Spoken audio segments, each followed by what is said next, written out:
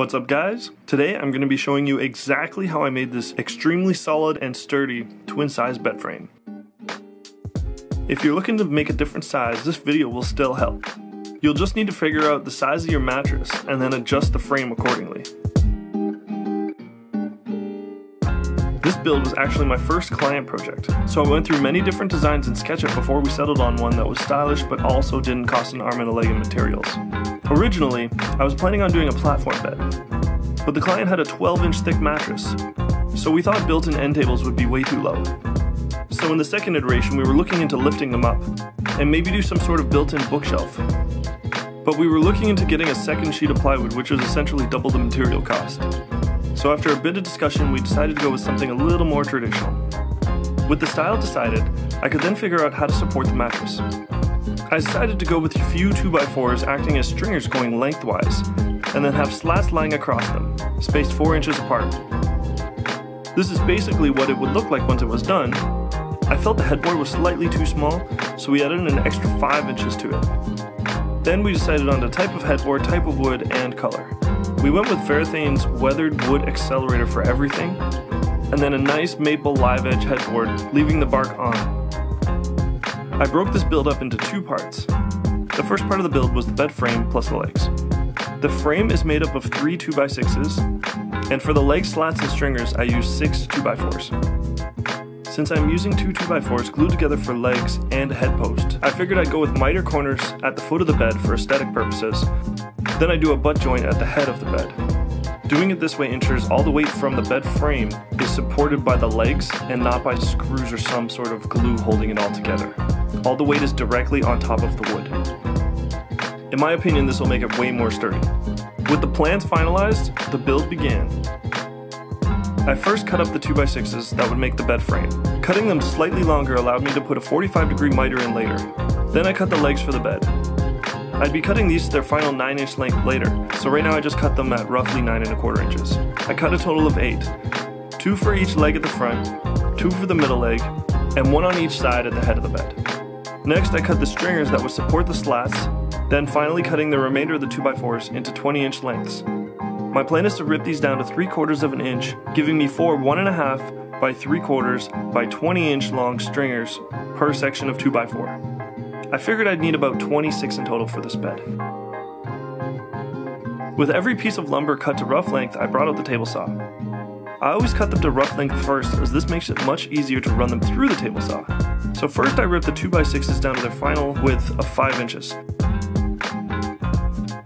Then I took every 2x4 and I cut the rounded edges off, making them 3 inches wide. So for the stringers that would be attached to the side of the frame, I used a 2x4 and ripped it down the middle, and then I cut the round edges off, giving me homemade 2x2s. With all that done, the last step was cutting the slats. I set the table saw to 3/4 of an inch and then ran every 20-inch board I had through it, giving me about 24 slats, which is close enough. Then I brought the miter saw out once again to cut the frame to its final dimension and to cut the 45-degree miters. Now that I have a planer, I find myself using it every chance I get.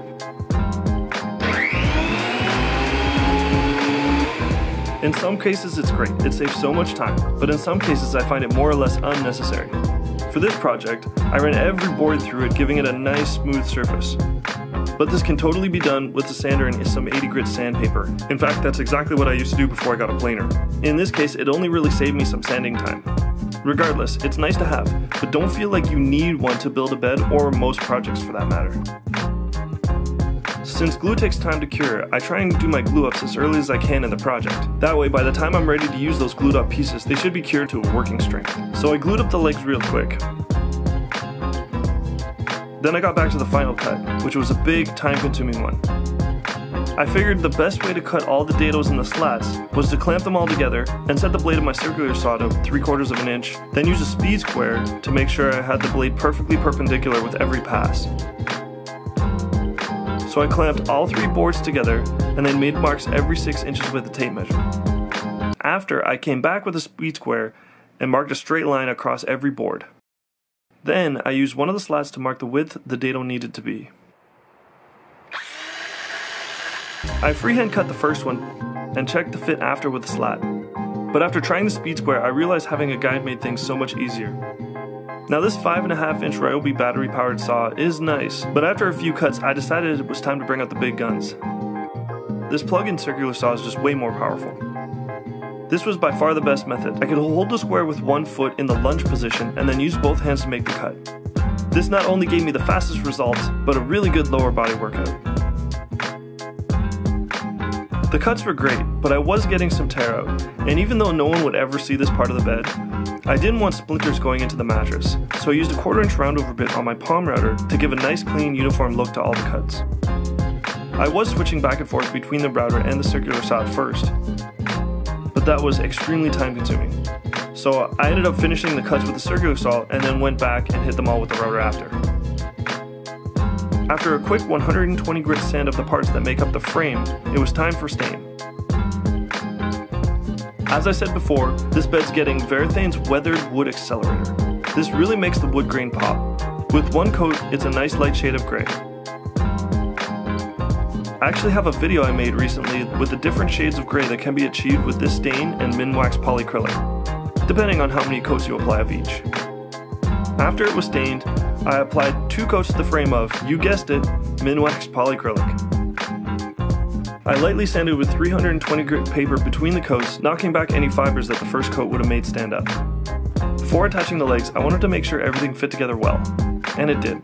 I probably should have done this before. It would have really sucked getting to this point and realizing I needed to redo something. The next day, the glue for the legs was fully dried and I could finish those off. I squared up one end with the table saw, and then set the fence to 9 inches and ran them through, cutting them to their final length. Then I ran them through the planer, gave them a quick sand, and then they received the same stain and polyacrylic treatment. Okay, finally time for assembly. So I wanted this bed to be able to fit in my RAV4 for delivery, so it was to be assembled into 3 pieces that would be glued and screwed together once at the client's house. I first cut the pocket holes into the frame where the legs would get attached. Then I added some glue and used a clamp to align them perfectly before screwing them in. If you don't use this clamp when you're screwing it in, you can get a little bit of slippage and then your joints don't line up perfectly. I wiped off the excess glue and then screwed it into place. That's the basic strategy, just rinse and repeat with the other 3 corners.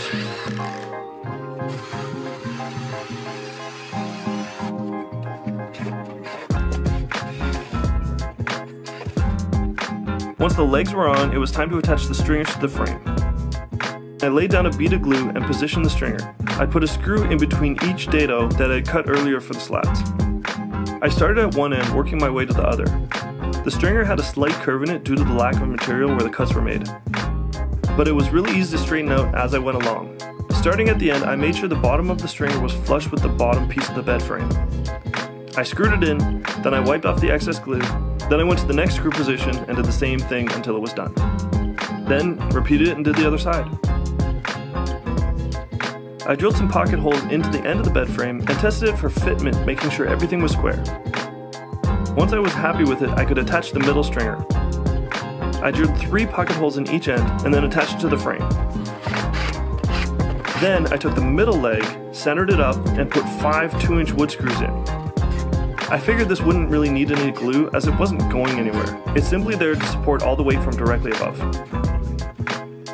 And after all that, it finally looked like a bed. I added the slats, then sent a few pictures to my client, making sure she was happy thus far. Anyways, that's it for this one. Subscribe so you don't miss next week's video where I build the live edge headboard and the posts. Thanks for watching. Subscribe so you don't meet...